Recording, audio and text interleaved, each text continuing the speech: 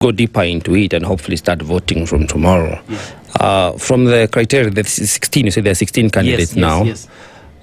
Is there a description of what they stand for, or is it just their names as we know them? These are the Kenyans who have offered themselves for this. Right. You know, you can't force it on anybody. These are the ones who have actually declared that they want to run for this seat. Yeah, we cannot just get somebody from his comfort of his houses to just put them in the system. Yeah. But these are the people who have expressed interest that they want to buy. Of them, they are going to be loaded on the digital ballot paper that you will see on your booth once you enter. Once you enter there. Yes. Is there an opportunity for me to know more about this particular candidate before I vote? Like maybe the service history. Somebody has been in politics, not for 50 but 40 years.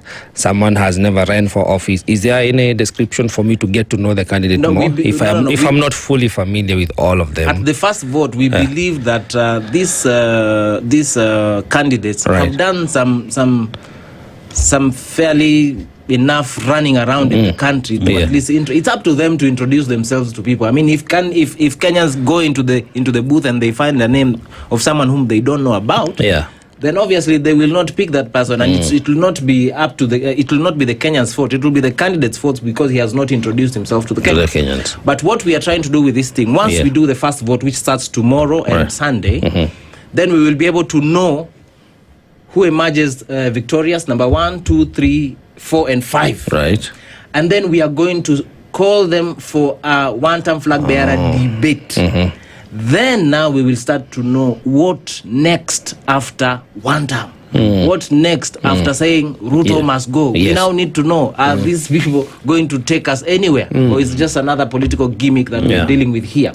Now, people are saying, okay, will they come? Well, we cannot force it on them.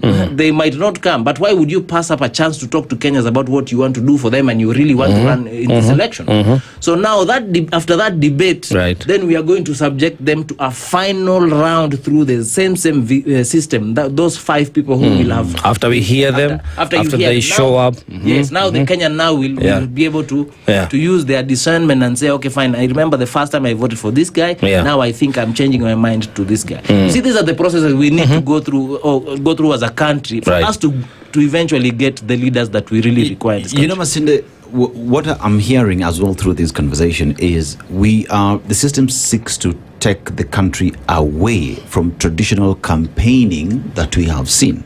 Why?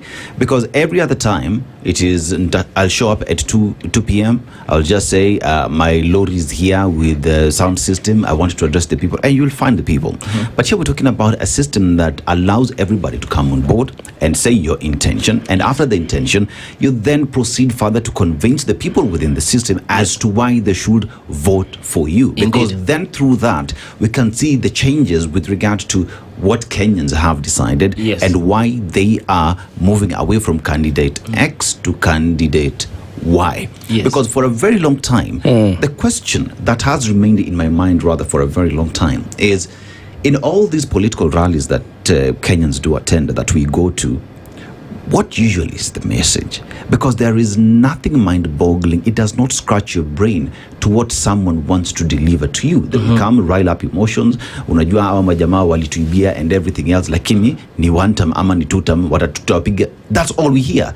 But in terms of, I want to build this hospital using these funds to address a certain problem, we never get to hear that. But in a structured manner where Kenyans can listen to your ideologies, what you stand for, your history, your background, how you made your money. Kenyans can then sieve the chaff from the wheat. You know, it's so funny, Dennis. There's a by-election some time back where a certain team won, and the only punchline I used to hear was wewe nitakuaibisha, wewe nitakutoa nguo.